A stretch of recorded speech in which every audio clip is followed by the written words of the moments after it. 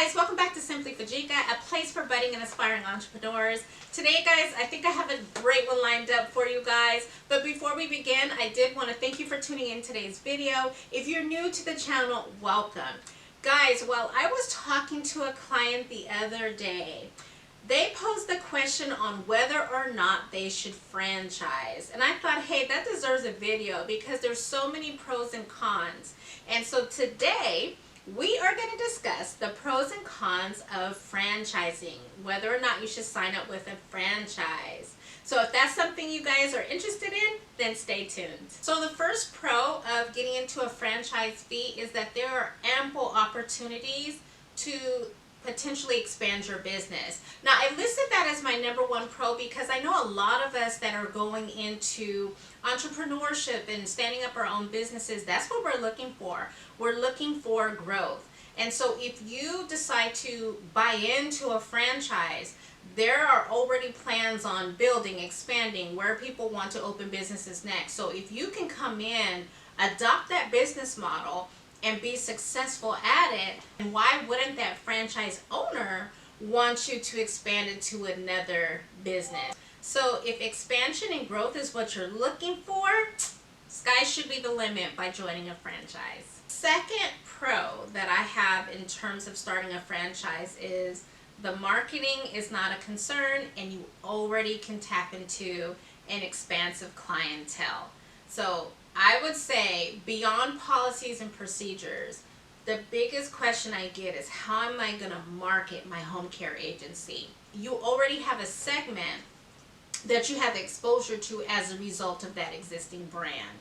And so usually marketing, things like what posters look like, what commercials look like, all of those types of things, that's already been vetted out. You're purchasing into that by being a part of that franchise. So for someone who doesn't want to create that type of marketing collateral on their own, for someone who doesn't have a lot of social media exposure, this can be attractive. This is super attractive. So that part of it, which is a big part of your business, it's already taken care of. The third pro for franchising is you have support from that franchise owner. If you decide to be independent and start your own home care agency, you are that top tier. So everything else falls under you. Now, of course, you still have your governing authorities. You can always reach out to the state and ask questions. You can always lean on the support that you develop as a result of you becoming a business owner. However, if you are a franchisee, then you still have that franchisor who is ultimately responsible for the operations and functions of that agency. Because the franchise has already proven themselves to be succeful, by you coming on board to that, you will have access to those key resources, those top of the line training, all of that you have access to as becoming a part of the franchise.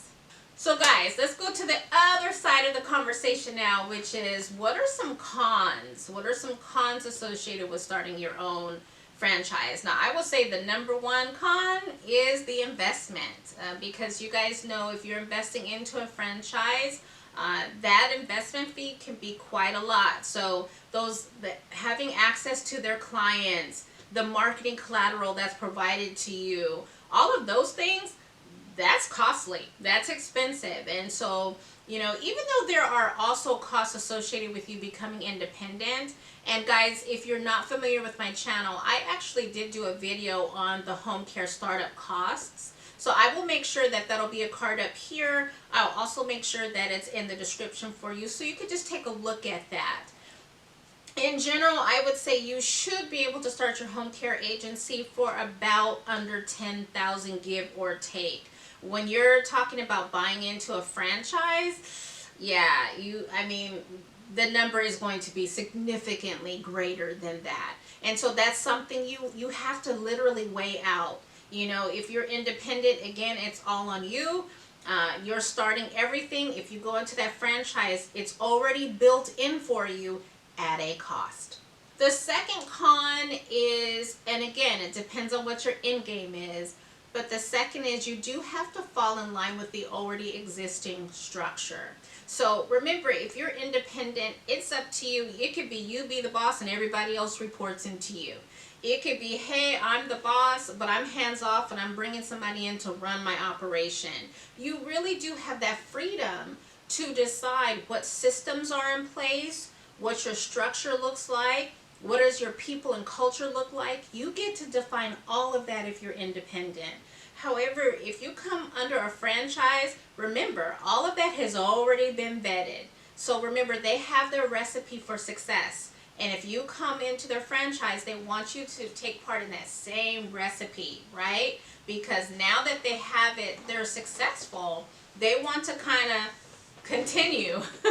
They want to continue in the way that they have been operating based on previous success. So part of your contract will spell out for you what limitations you have, you know, when and where you can kind of flex the framework, if any.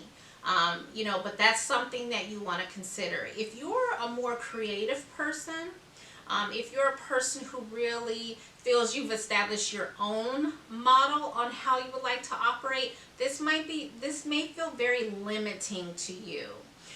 If you're a person who would rather have that stuff given to you up front, then this might be a winner for you. Either way, it's definitely a consideration.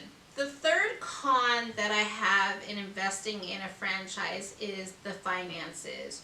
Remember, you are a part of the franchisor's network. And so finances cannot be a secret, because remember, the goal here is to be as profitable as possible. That may look like you having to report earnings and other financial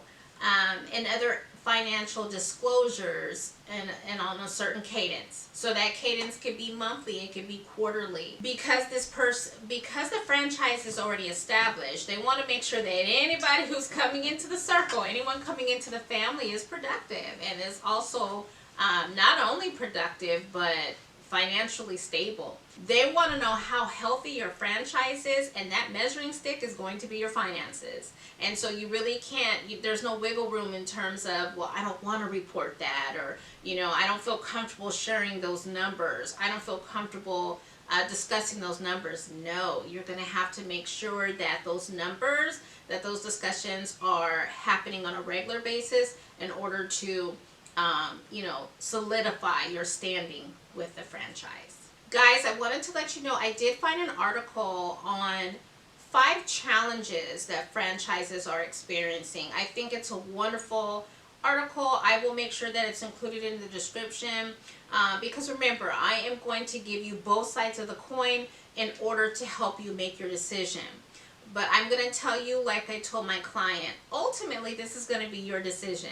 So you want to use my video, you want to look at other videos, you want to do your own research to make sure that the decision that you make is a well-rounded one.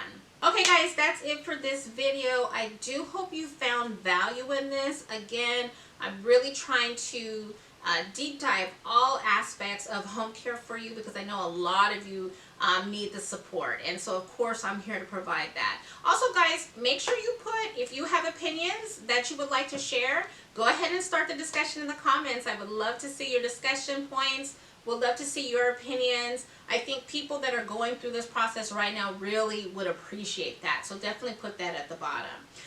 Guys, if you haven't already, please make sure you like the video, make sure you subscribe to the channel, and hit that bell notification so you don't miss any of this content that I'm providing to you weekly. And also, please don't forget to extend the invitation to others who may be on their own journeys as they try to venture into entrepreneurship. That's all I have for you guys. Stay blessed.